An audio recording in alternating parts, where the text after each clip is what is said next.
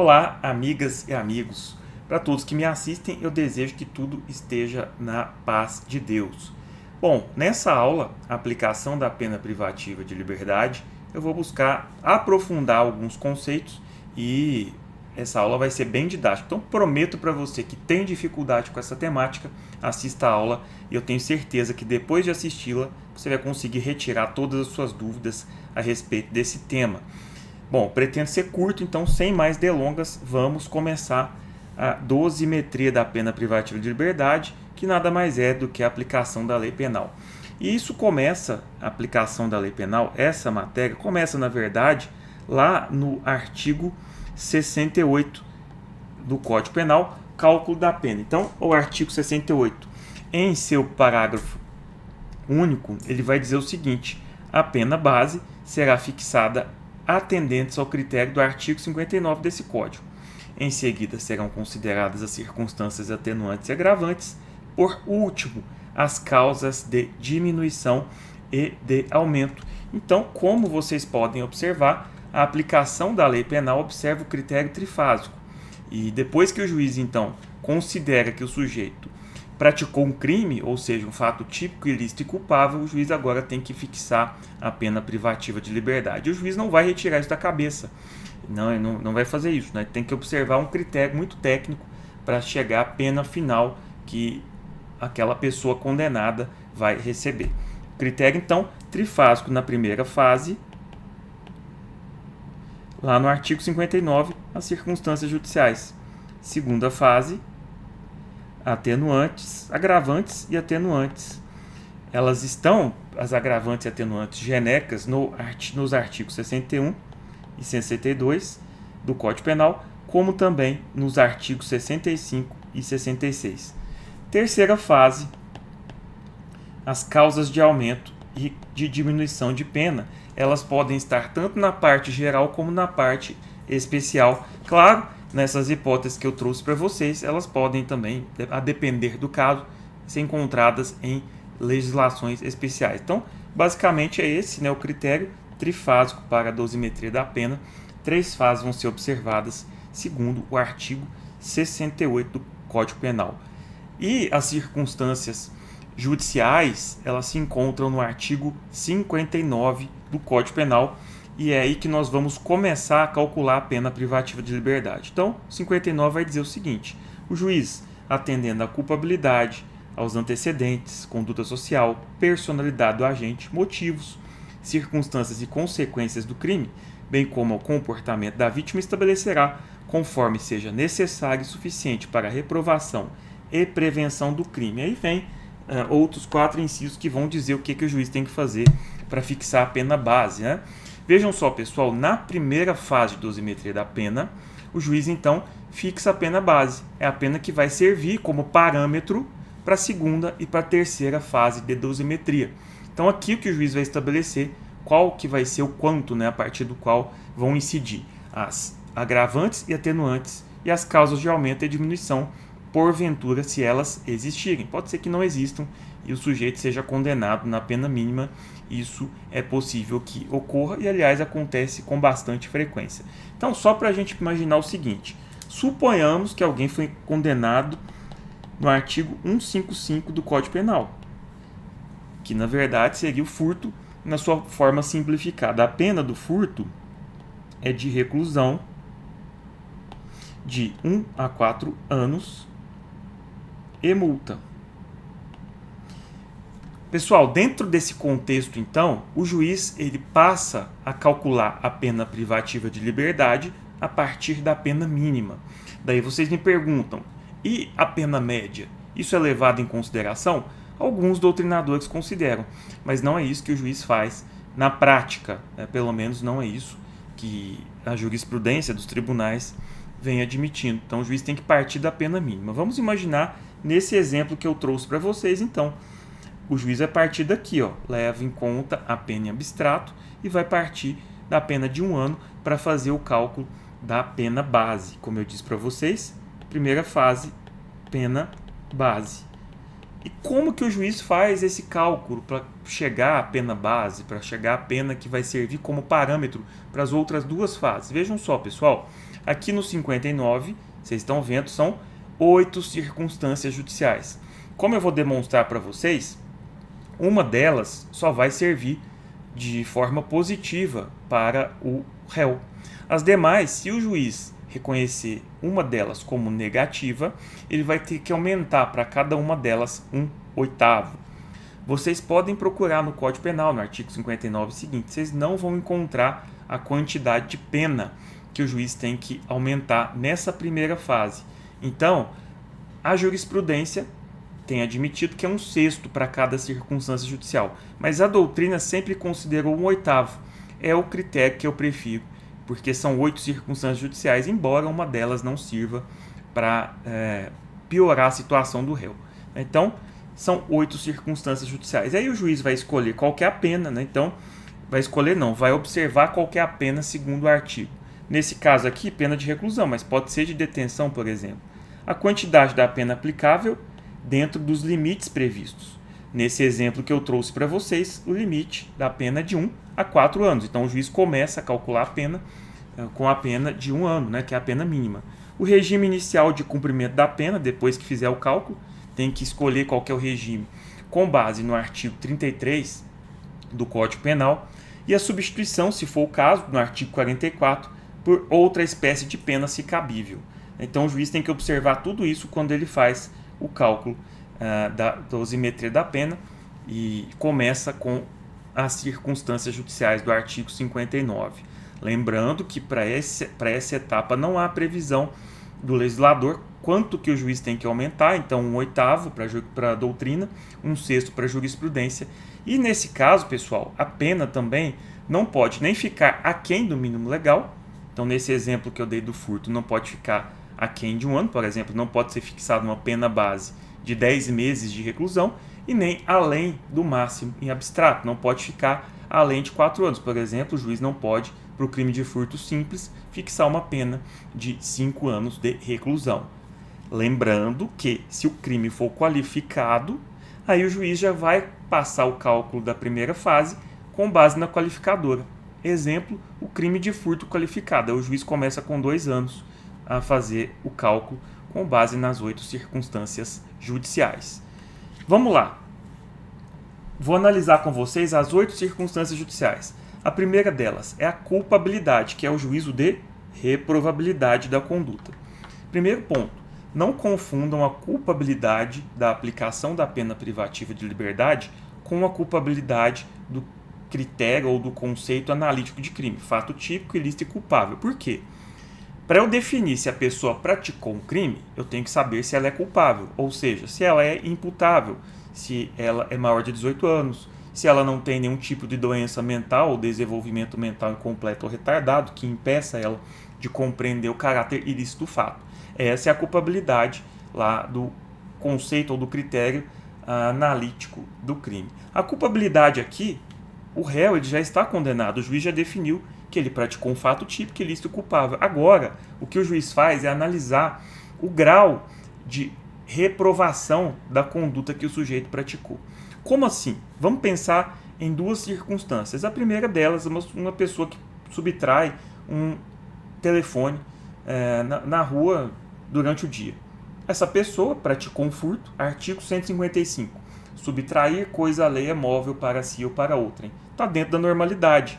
Então, nesse caso, aquela conduta praticada não vai extrapolar o próprio tipo penal. O juiz não pode, então, negativar essa circunstância judicial, reconhecer como negativa, né?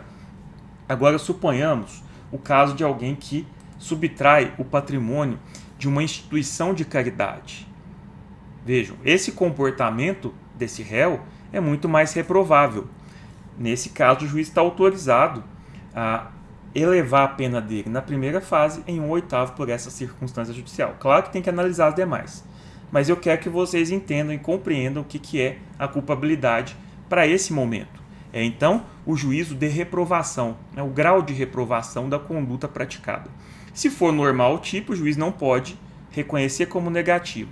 Se extrapolar o tipo penal, aí o juiz vai poder reconhecer como negativo.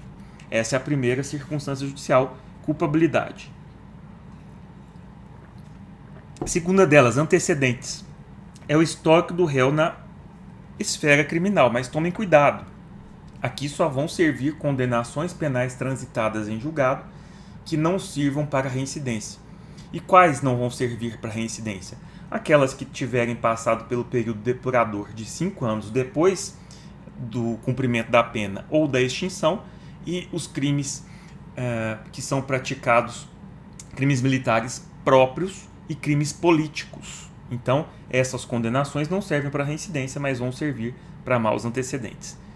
Aí vocês me perguntam, e se o sujeito tem um inquérito policial em curso, uma ação penal em curso, ou mesmo uma condenação que ainda está pendente de recurso? Essas aí não vão servir para maus antecedentes. Súmula 444 do STJ. Então aqui, segundo a circunstância judicial, antecedentes, o juiz só pode reconhecer que o réu tem maus antecedentes quando ele tiver uma condenação penal transitada em julgado que não servir para reincidência. Terceira, conduta social. É o estilo de vida do réu, como que ele se comporta perante a sociedade, perante a família, por exemplo, família ou sociedade. Isso daqui, pessoal, vai ser demonstrado durante a instrução. Então uma testemunha vai lá e fala que todos na vizinhança têm medo daquele réu, ou que aquele réu não se comporta de maneira adequada no seio familiar. Então aí o juiz pode reconhecer essa circunstância como negativa. Cuidado, o STJ já definiu que condenações penais transitadas em julgado, que aquela pessoa que é multirreincidente, por exemplo, não podem servir aqui para macular, ou seja, para tornar negativa essa circunstância judicial. Então não vão servir, tá? Só vai servir a prova que for produzida em juízo. Por exemplo, a prova testemunhal. Personalidade é o perfil subjetivo, né, que vai revelar o caráter do réu. É uma circunstância judicial bem complexa, né, para que o juiz possa reconhecer como negativa. Muitos doutrinadores vão afirmar que somente um laudo psicológico ou psiquiátrico poderia dizer que a personalidade do réu, por exemplo, é voltada para o crime. A maior parte da jurisprudência tem revelado que não, né, que não há necessidade de elaboração do laudo pericial. Essa, então, é a terceira circunstância judicial, terceira mesmo, né? Não, quarta circunstância judicial que eu comentei com vocês. A quinta, motivos do crime, são os fatores psíquicos que vão fazer o agente praticar o crime, né? Então, o motivo, o porquê que o agente praticou aquele crime. Pessoal, muito cuidado, porque essa circunstância judicial só pode ser reconhecida negativamente se ela não for própria do tipo ou se não existir, por exemplo, uma qualificadora ou uma circunstância agravante. Vejam só, o homicídio ele é qualificado pelo motivo fútil. Então, nesse caso, o juiz não pode reconhecer essa circunstância judicial. E essa circunstância judicial do motivo fútil ou torpe é também uma agravante. Dessa forma, o juiz não pode também reconhecer, ainda que não seja qualificadora, porque senão seria bis in idem. Bis in idem é quando o mesmo fato faz com que o sujeito seja apenado duas vezes, né, por aquele mesmo fato. Seria, então, bis in idem, porque já estaria o crime qualificado, se é o caso do homicídio, e o juiz, na primeira fase, iria elevar a pena. Ou então o juiz elevaria a pena na primeira fase e reconheceria também a agravante do motivo fútil. Isso não pode ser feito, né? Então, os motivos são isso. São os fatores psicológicos que fazem com que o sujeito pratique aquele crime. O porquê do indivíduo praticar esse crime. Somente podem ser reconhecidos se não constituir qualificador, atenuante ou agravante, nem causa de aumento ou diminuição. Então é bem complexo aqui para o juiz conseguir reconhecer essa circunstância judicial. Aliás, pessoal, as circunstâncias judiciais do artigo 59, elas são residuais. Vou notar aqui para vocês, residuais. Por quê? Residuais.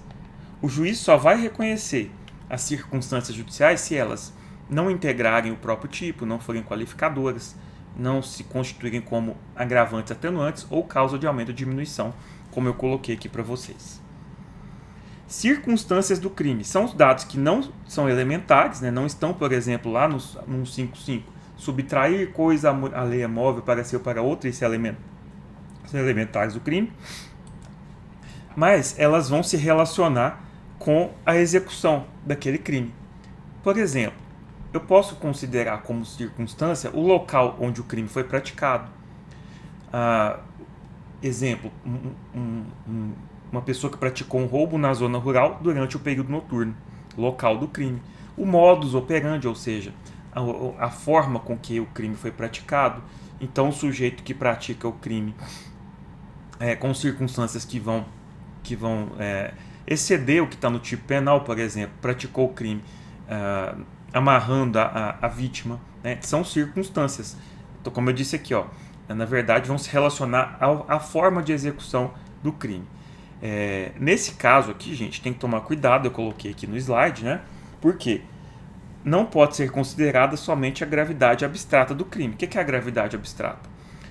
O crime de roubo é um crime que naturalmente é grave, então tem que ser uma gravidade concreta, tem que ser no caso concreto. O juiz tem que tirar elementos do caso concreto para reconhecer essa circunstância judicial como negativa. Consequências são repercussões danosas ao ofendido, também à sociedade. O exemplo aqui é a pessoa que mata o pai de família que sustentava a família. Agora a família passa necessidades porque o pai morreu. É uma consequência que extrapola o tipo penal e nesse contexto pode o juiz reconhecê-la como negativa. Tem que tomar cuidado porque ela tem que extrapolar o tipo penal. É consequência do crime de homicídio a morte da vítima. Então não basta a morte da vítima para o juiz reconhecer como negativa. Tem que ser algo que venha a extrapolar, algo muito danoso. Outro exemplo, a pessoa que subtrai um patrimônio vultoso, considerável, grande, né, de uma empresa. Então foi lá e subtraiu 50 mil reais da empresa, uma empresa pequena, que foi praticamente às ruínas, à falência. Então são consequências que vão extrapolar o tipo penal. Agora, se o sujeito subtrai 100 reais de uma empresa, isso não vai extrapolar o tipo penal. Por último, comportamento da vítima, influência da atitude da vítima no comportamento criminoso. Essa daqui só pode ser reconhecida positivamente. Então, por exemplo, a vítima que conta dinheiro no ônibus, está contando dinheiro, vem alguém e subtrai esse valor. Ela, de alguma forma, contribuiu para que o crime fosse praticado. Nesse caso, pessoal, só vai servir para o réu se ele tiver alguma circunstância judicial reconhecida negativamente. Por quê? Se todas as outras forem positivas, como a pena não pode ficar aquém do mínimo legal, o juiz vai reconhecer a circunstância, mas vai manter a pena no mínimo legal. Por exemplo, no crime de furto, simples, pena de 1 a 4 anos. Mas aí reconheceu somente o comportamento da vítima, não tem outra negativa. O juiz mantém a pena no mínimo legal. Então, lembrando, né? Circunstâncias judiciais estão lá no artigo 59 do Código Penal. O juiz, então, nesse caso aqui, vai considerar as circunstâncias judiciais para fixar a pena base. E aí vocês têm que observar se a pena, além da pena privativa de liberdade, se o crime, além da pena privativa de liberdade, se ele tem também a pena de multa, porque a pena de multa vai observar o critério trifásico para fixação, na verdade, do número de dias multa. Mas eu disse já em outras aulas que a pena de multa ela leva em consideração o critério bifásico. Primeiro eu calculo o número de dias multa, por exemplo, 12 dias multa, e depois o valor de cada dia multa. Não pode ser 1/30 do salário mínimo se não houver prova de que o réu tem uma renda maior. Mas o número de dias multa, né? Então a primeira fase do cálculo da pena de multa, ela leva em consideração o critério trifásico.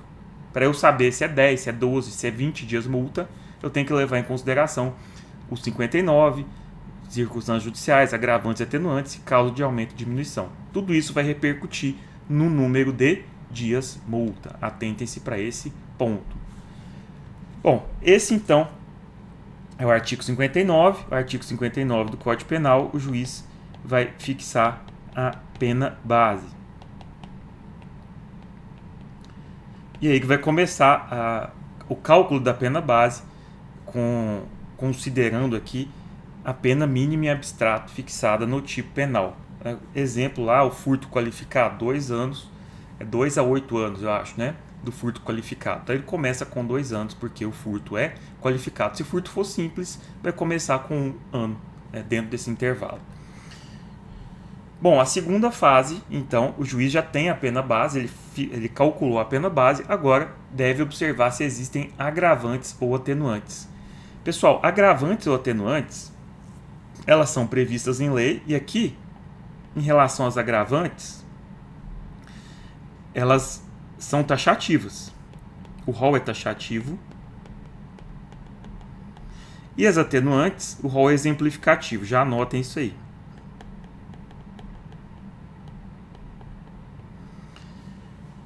Eu vou explicar. Vamos lá, ó. São aquelas previstas em lei de natureza objetiva ou subjetiva. Subjetiva leva em consideração a pessoa do réu, por exemplo, reincidência. Objetivos levam em consideração as circunstâncias que envolvem o fato. Por exemplo, o caso em que alguém pratica o crime mediante meio cruel.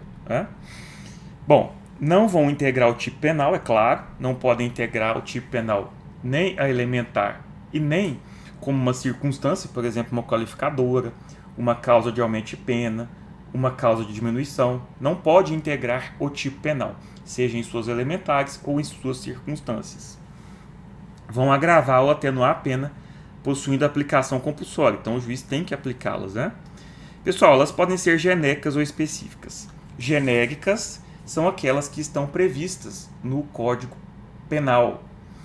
Artigos 61 e 62 são as agravantes. Artigos 65 e 66 são atenuantes. Essas são as genéricas, estão na parte geral do Código Penal. As específicas, elas estão previstas em leis extravagantes. A exemplo do Código de Trânsito Brasileiro. No artigo 298, existem algumas circunstâncias, mas elas vão ser levadas em consideração apenas em relação àqueles crimes de trânsito praticados no âmbito do trânsito, né? Quando as pessoas estão transitando com seus veículos. Então, específicas, elas vão se referir a leis especiais e vão ser aplicadas somente em relação àqueles crimes. Eu coloquei, inclusive, aqui, né? As agravantes genéricas estão no 61 e 62 e as atenuantes genéricas no 65 e 66. Aqui na segunda fase, pessoal, tem até uma súmula do STJ. A incidência da circunstância atenuante não pode conduzir à redução da pena abaixo do mínimo legal. Então vamos pensar a hipótese da pessoa que praticou o crime, teve as circunstâncias judiciais reconhecidas todas positivamente, na verdade não foram reconhecidas de maneira negativa, e aí foi fixada então a pena base no mínimo legal. Na segunda fase, essa pessoa confessa a prática criminosa. A confissão é uma atenuante, genérica prevista no 65 do Código Penal. Em razão da súmula 231, vamos pensar que o sujeito praticou um crime de furto, pena de 1 ano, que é a pena mínima, pena base. O juiz não pode conduzir a pena aquém do mínimo legal. Então não pode ser, por exemplo, 10 meses de reclusão, porque aqui incide a súmula 231. Ela não pode ficar abaixo do mínimo legal. Bom, as agravantes, eu disse para vocês, elas estão no 61. Reincidência, eu vou comentar um pouquinho dela aqui. E as outras, vocês vão ter que memorizar, são várias, né? Memorizar por quê? Porque, como eu disse para vocês, se for uma circunstância agravante, o juiz não pode aumentá-la na primeira fase, né, que são as circunstâncias judiciais. Então é interessante memorizar. Eu sei que é difícil, mas cai em prova, então é difícil, mas é necessário. Bom, além da reincidência, motivo fútil ou torpe. Fútil é aquele motivo desproporcional, torpe é o motivo abjeto, repugnante, vil. Para facilitar ou assegurar a execução, a ocultação, a impunidade ou a vantagem de outro crime. Então aqui são dois crimes, né? Um crime é praticado com esses objetivos aqui constantes no item B do artigo 61, inciso 2. Traição, emboscada, ou mediante dissimulação, ou outro recurso que dificultou ou tornou impossível a defesa do ofendido, que é a fórmula de interpretação analógica. Então o legislador não conseguiu prever todas essas hipóteses, mas se forem similares, o juiz pode, então, agravar a pena, mesmo que elas não estejam aqui. Não é analogia, é interpretação analógica, vocês já estudaram isso, então vão saber. Veneno, fogo, explosivo, tortura ou outro meio insidioso ou cruel ou de que poderia resultar perigo comum. Mesma coisa, fórmula de interpretação analógica. Ascendente, descendente, irmão ou cônjuge. Abuso de autoridade ou prevalecente de relações domésticas, de coabitação, hospitalidade ou com violência contra a mulher na forma da lei específica, a Lei Maria da Penha. Então, esse abuso de autoridade aqui é no âmbito privado, né? Abuso de poder ou violação de dever inerente a cargo, ofício, ministério ou profissão, aqui já é no âmbito do direito público, né? Contra criança maior de 60, não confunda, não é 65, é 60, enfermo ou mulher grávida. Quando o ofendido estava sob imediata proteção da autoridade, então, quando a pessoa, por exemplo, tem a custódia do preso e ela estava sob a autoridade dela. Em ocasião de incêndio, naufrágio, inundação ou qualquer calamidade pública ou de desgraça particular do ofendido, aqui novamente, fórmula de interpretação analógica, e em caso de embriaguez pré-ordenada, que é aquela embriaguez que o sujeito ele tem o propósito de se embriagar para cometer o crime. Isso então também é uma agravante. Não dá tempo de comentar todas com maior particularidade aqui, porque o vídeo é curto, o propósito é esse. E também não é essa necessidade, mas é interessante que depois vocês estudem, se aprofundem um pouquinho. Mas aqui basta conhecer esse rol, lembrando que as agravantes, o rol é taxativo. Taxativo no sentido de que o juiz não pode criar uma circunstância agravante não prevista em lei. Então são só essas aqui, que estão previstas no Código Penal, agravantes então genéricas. Claro que se houver uma agravante específica em uma outra lei, aí o juiz pode aplicar em relação ao crime que for tutelado pela legislação específica. O 62, pessoal, vai tratar das agravantes no caso de concurso de pessoas. Então, somente quando houver concurso de pessoas, ou seja, duas ou mais pessoas concorrendo para a prática do crime. A primeira delas, para aquele sujeito que promover ou organizar a cooperação no crime ou dirigir a atividade dos demais agentes. Aqui, na verdade, é aquele caso de autoria de escritório ou autoria que o sujeito tem a coordenação de um grupo criminoso, né, que o sujeito dirige as atividades, que ele planeja as tarefas, que ele organiza, que ele divide lá o que cada um vai fazer dentro daquele contexto criminoso. É a autoria intelectual, é aquele agente que, não com base na teoria do domínio do fato, mas com base na teoria que é a teoria monista, né, que é adotada como regra do Código Penal, que ele seria partícipe, né, para essa teoria, não considerando a teoria do domínio do fato. Então essa pessoa ela teria que ter a pena agravada, né, na segunda fase, porque ela tem dentro daquele grupo criminoso uma autoridade, ela tem uma importância maior. Segunda hipótese é a pessoa que coagir ou induzir outra em execução material do crime. Coação, nesse caso, né, seria a pessoa que chega e determina que outra pessoa pratique o crime. Nesse caso aqui, então, seria alguém que não tem como, naquele contexto, não praticar a execução material do crime. Exemplo, a pessoa que é coagida por outra a entregar todos os valores de uma empresa, porque senão o criminoso mataria o seu filho. Então aqui ela foi coagida. Houve o coator, que vai ser punido com uma pena agravada, e aquela pessoa que, nesse caso aí, coação moral irresistível, que não vai responder por crime algum. E a pessoa também que é induzida à execução material do crime. Induzimento é aquela pessoa que, na verdade, o partícipe, né, que coloca a ideia criminosa na cabeça da pessoa. A pessoa vai e pratica o crime. Então essa pessoa que induziu, ela vai receber uma pena maior, a pena vai ser agravada. Instiga ou determina cometer crime alguém sujeito à sua autoridade ou não punível em virtude de condição ou qualidade pessoal. O exemplo aqui é da autoria material. A pessoa que, por exemplo, é inimputável, não tem como responder pelo crime, e que uma outra pessoa determinou a ela que praticasse o crime. Exemplo, uma pessoa esquizofrênica que não consegue compreender o caráter do fato, e a pessoa que determinou ela a praticar um crime de homicídio. Então essa pessoa que determinou isso, ela vai ter a pena agravada. E por último, executa o crime ou nele participa mediante paga ou promessa de recompensa. É aquela pessoa então que executou o crime ou dele participou de alguma forma, e aí ela recebeu algum dinheiro ou teve uma promessa de recompensa. Dentro desse contexto, essa pessoa vai ter a pena agravada porque a situação é pior. Atenuantes sempre vão atenuar a pena. Menor de 21 anos, na data do fato, ou maior de 70 na data da sentença. O desconhecimento da lei, eu já falei em aulas anteriores também no canal aí, a pessoa não pode praticar o crime depois de alegar que desconhece a lei. Então a própria lei de introdução às normas de direito brasileiro, ela, acho que terceiro ou quarto, né?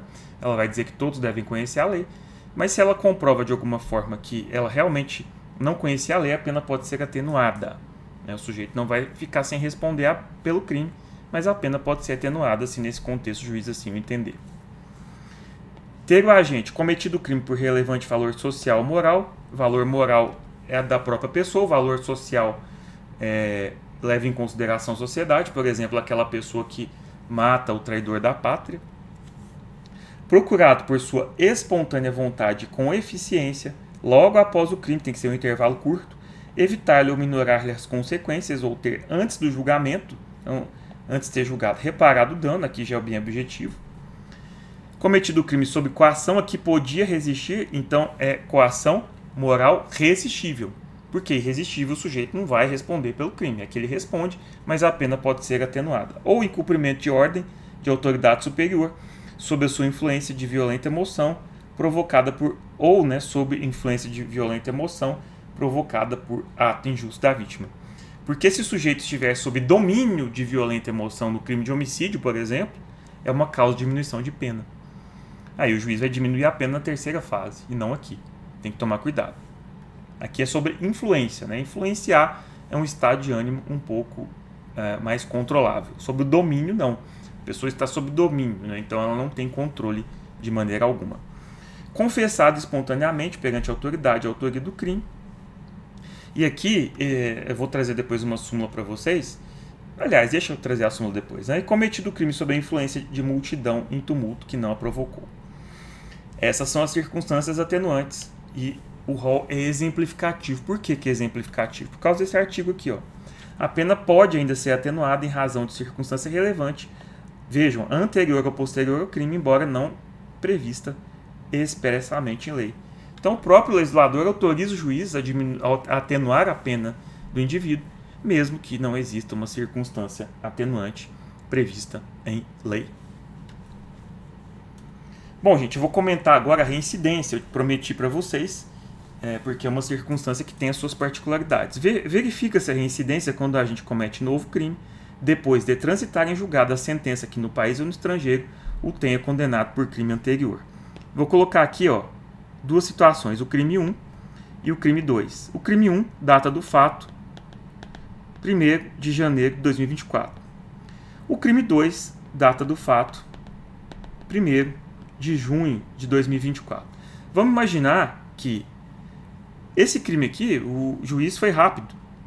O trânsito em julgado dele, que é o que importa, foi em 5 de abril de 2024.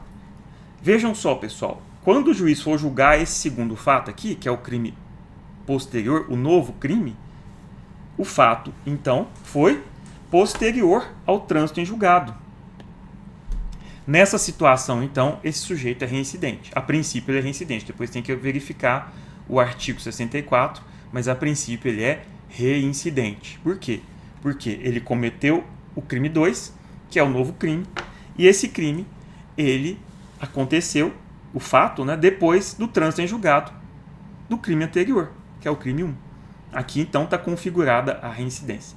Vejam só quando não estaria configurada a reincidência. Crime 1, crime 2. Vamos colocar aqui o trânsito em julgado. Então, crime 1, fato praticado em 1 de janeiro de 24. Crime 2, fato praticado em 1 de junho de 24. Só que o trânsito em julgado do crime 1 foi em 1 de 7 de 24. Então, vejam só.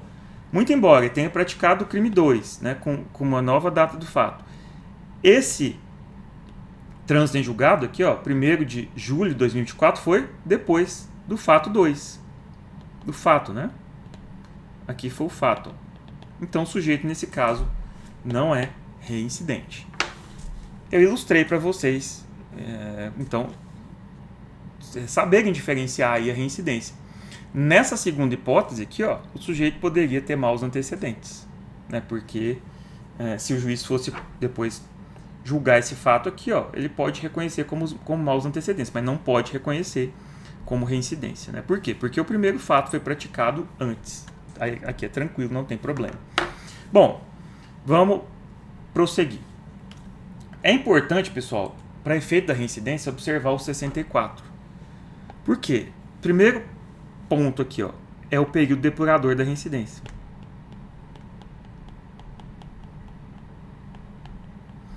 Não prevalece a condenação anterior, aquela condenação 1 lá do primeiro exemplo que eu trouxe, se entre a data do cumprimento ou da extinção da pena e a infração posterior, quer dizer, o novo fato praticado, tiver decorrido 5 anos.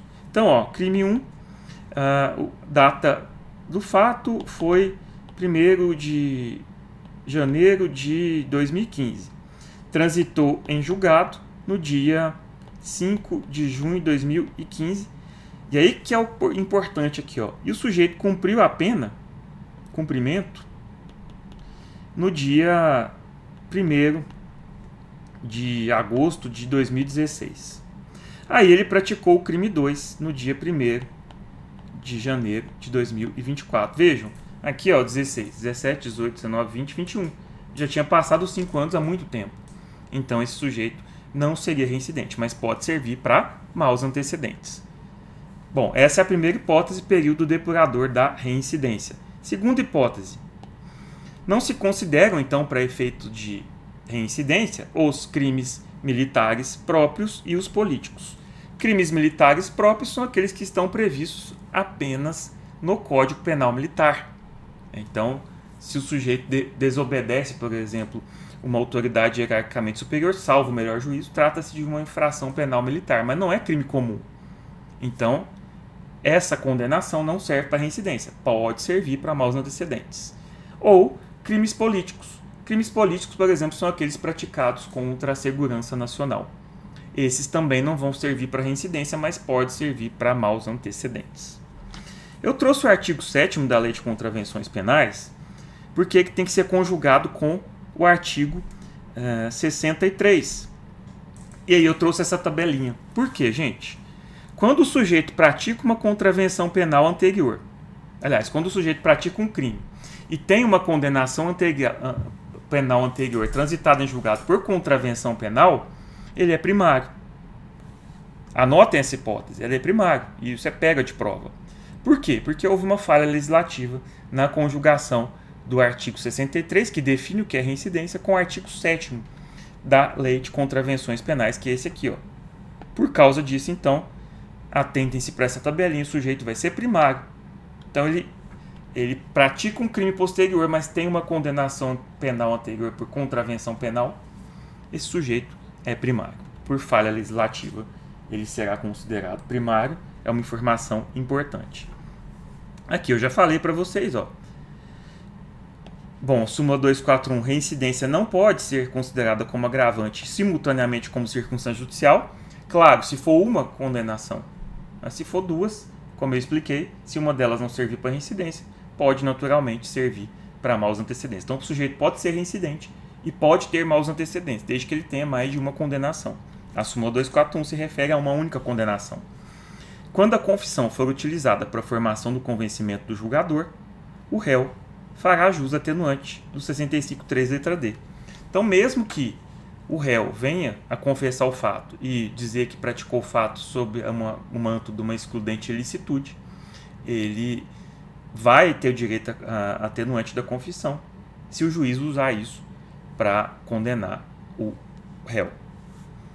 630. Atenuante de confissão espontânea no crime de tráfico ilícito de entorpecentes exige o reconhecimento da traficância pelo acusado, não bastando a admissão da posse ou da propriedade para uso próprio. Então, se o sujeito vai e fala, olha, confessa o fato dizendo que, na verdade, aquela substância encontrou 5 quilos de maconha para uso próprio. Ele ia usar a vida inteira, né? 5 quilos ele ia usar a vida inteira. Então, o juiz não pode reduzir a pena, né? Porque o sujeito tem que confessar, mas tem que dizer que, na verdade, ele, naquele contexto, utilizaria para o tráfico, para comércio, né? E o tema 585. É possível, na segunda fase, a compensação integral da atenuante da confissão com o agravante da reincidência, seja ela específica ou não. Então, pode ser residência específica, na verdade, é aquela que o sujeito tem uma condenação por um crime idêntico. Então, por exemplo, ele praticou um crime de furto posterior e tem uma condenação por furto anterior. Aqui não é específica, aquela que é um crime diferente. Então, ele praticou um crime posterior de furto e tem uma condenação anterior por ameaça. Pouco importa. Nos casos de multireincidência, aquele sujeito que tem 5 condenações, exemplo, usuário de crack, que é muito comum, é condenado quase que sempre, né? Quando ele sai da cadeia, já vai subtrai, infelizmente, alguma coisa para sustentar o vício. Então, tem várias condenações. Deve ser reconhecida a preponderância da reincidência,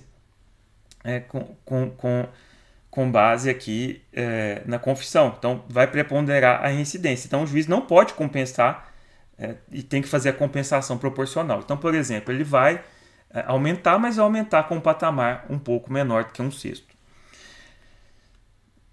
Gente, lembrando aqui, nas atenuantes e agravantes, o legislador também não definiu qual que é o quanto, a quantidade de pena que deve ser aumentada, agravada ou atenuada dentro dessa situação. Vocês podem procurar, não vão encontrar no Código Penal.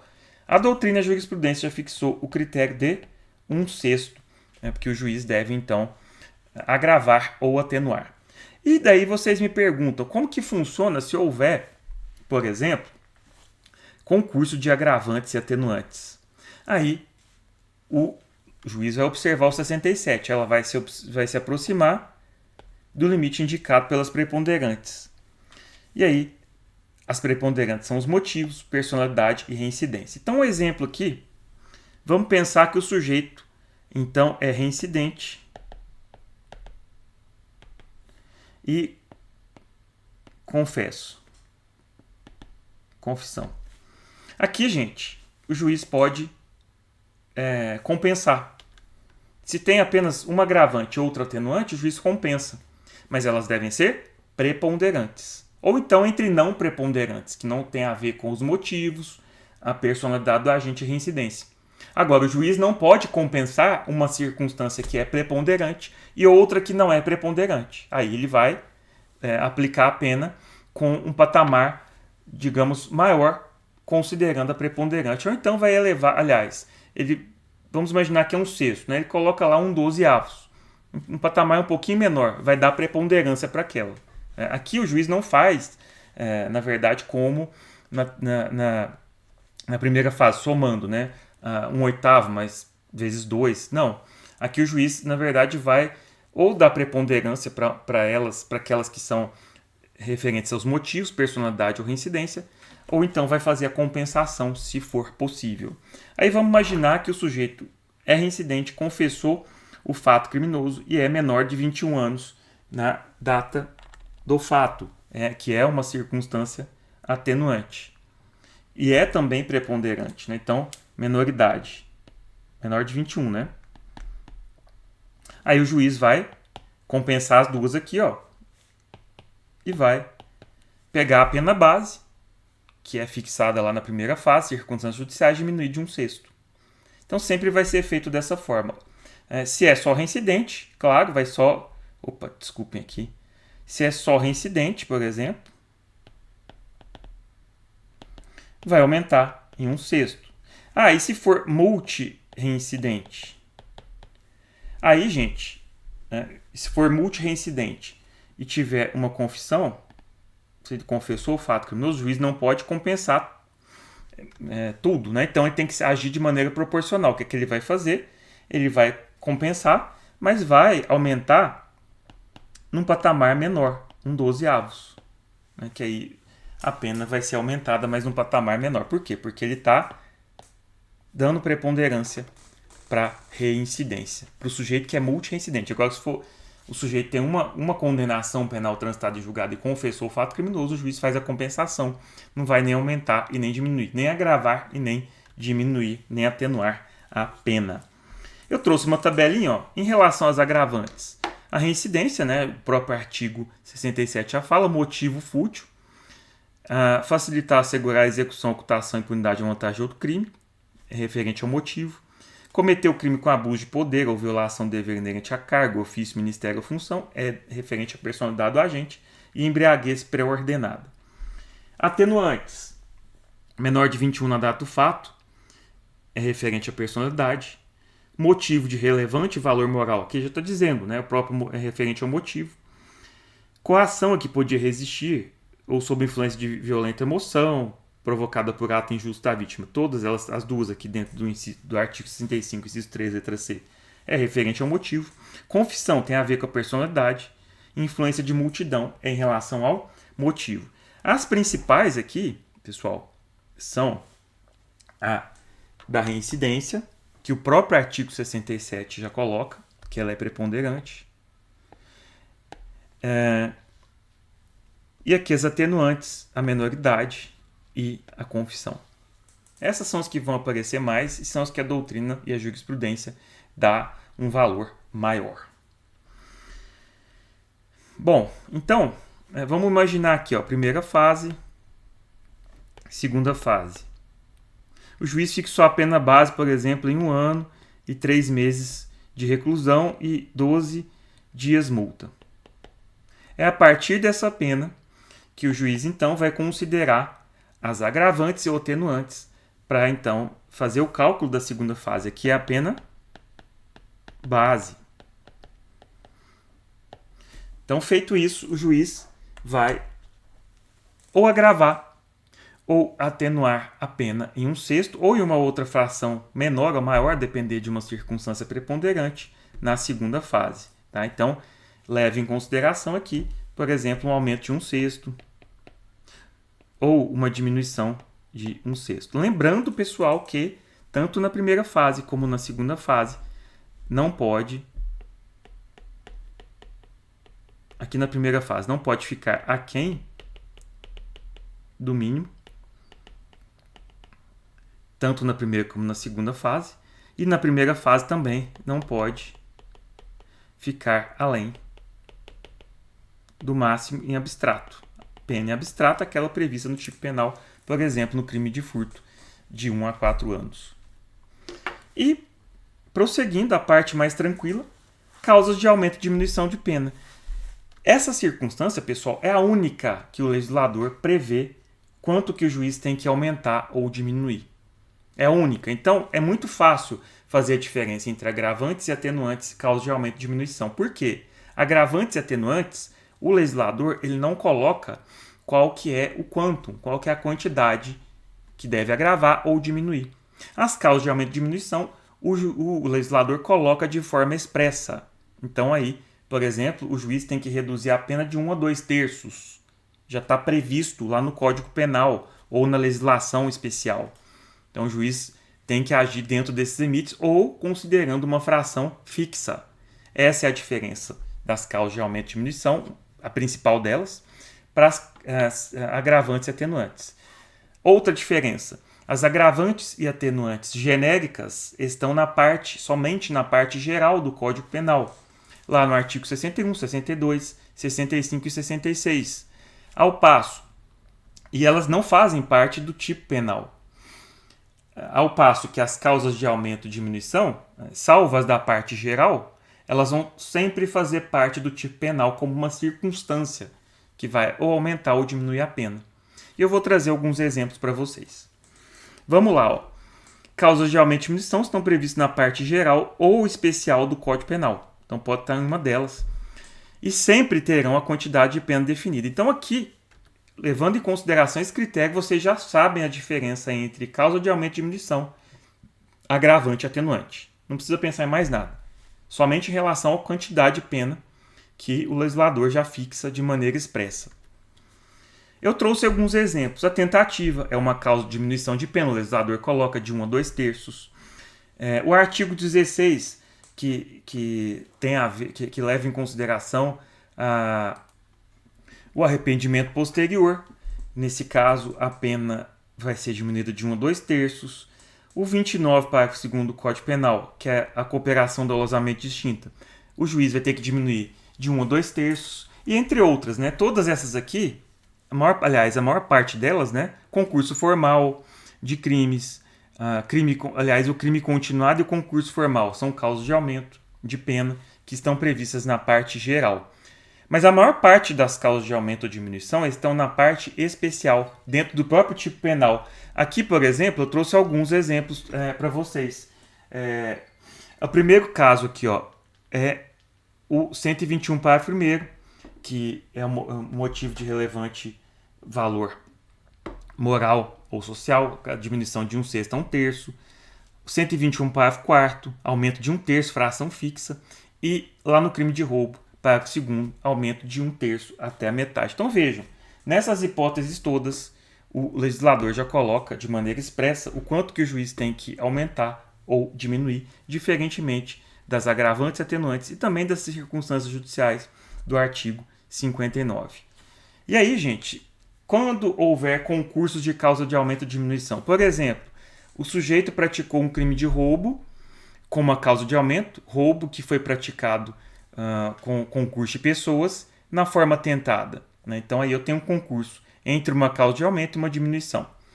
Vejam só, se eu tenho causas de aumento e ou diminuição da parte geral, o juiz tem que aplicar todos os aumentos ou diminuições. Se eu tenho uma na parte geral e outra na parte especial, como eu trouxe aqui agora, nesse caso do roubo que é praticado em concurso de pessoas de maneira tentada, o juiz também tem que aumentar e diminuir. Ou então, se forem duas causas de aumento, tem que aumentar as duas vezes ou diminuir as duas vezes. E por último, se forem ambas da parte especial, o artigo 68, parágrafo único do Código Penal, autoriza o juiz a aplicar um só aumento ou uma só diminuição. É o que acontece no crime de roubo, né, que tem várias causas de aumento. Por exemplo, o sujeito que pratica o crime se utilizando de arma de fogo e em concurso de pessoas. Então, nesse caso, o juiz pode se limitar a um só aumento ou uma só diminuição. E aí, gente, para cálculo da causa de aumento ou diminuição, o juiz vai pegar a pena intermediária, lá da segunda fase, depois de reconhecer as agravantes e atenuantes. Aí primeiro faz o aumento, depois faz a diminuição com base em cada fração para chegar à pena final.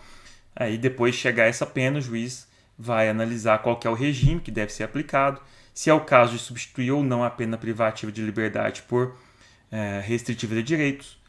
Se não for o caso, se pode aplicar o sursi e, enfim, depois vai verificar se pode conceder ou não liberdade provisória ou se o réu deve responder aquele crime nesse contexto preso, né?